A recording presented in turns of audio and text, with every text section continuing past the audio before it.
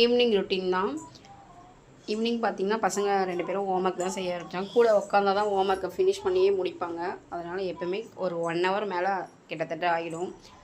Home ஒர்க்லாம் முடிக்கிறதுக்கு பார்த்திங்கன்னா ஒரு 7:30 போல் ஆகிடுச்சு. அதுக்கப்புறம் நைட் சமையல் பண்ணலான்ட்டு நைட் சமையல் தான் வந்துட்டேன். ஹஸ்பண்டுக்கும் சாப்பாடும் எங்களுக்கு வந்து இட்லியும் தக்காளி சட்னியும் தான் பண்ணியிருந்தேன். சமைச்சிட்டே இருக்கும்போதே கூட பாத்திரம் வந்துச்சு. பாத்திரமும் கையோடு விளக்கி வச்சுட்டேன். பாப்பா பார்த்திங்கன்னா நைட்டு சீக்கிரமாக தூங்கிடுவா. ஏன்னா காலையில் அப்போ தான் அவளால் எழுஞ்சிக்க முடியும் சீக்கிரம் அப்படின்றதுனால அதனால் அதுக்காகவே நைட்டு சமையல் சீக்கிரம் பண்ணிவிடுவேன்.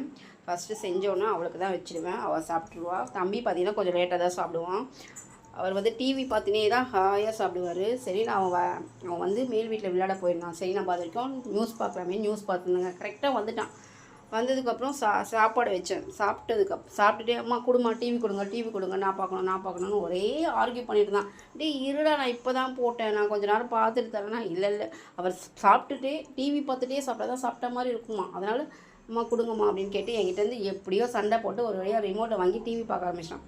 அப்படியே அவன் என்ன பார்க்குறான்னு பார்த்தீங்கன்னா யூடியூப்பில் இந்த கேமில் ஃப்ரீ ஃபயர் கேம் அதை தாங்க பார்த்துட்டு இருக்கான். இதையே பார்த்து ஏன்டா டார்ச்சர் பண்ணுறேன் அப்படின்னு. இன்றைக்கி எங்களுக்கு இப்படி தாங்க போச்சு.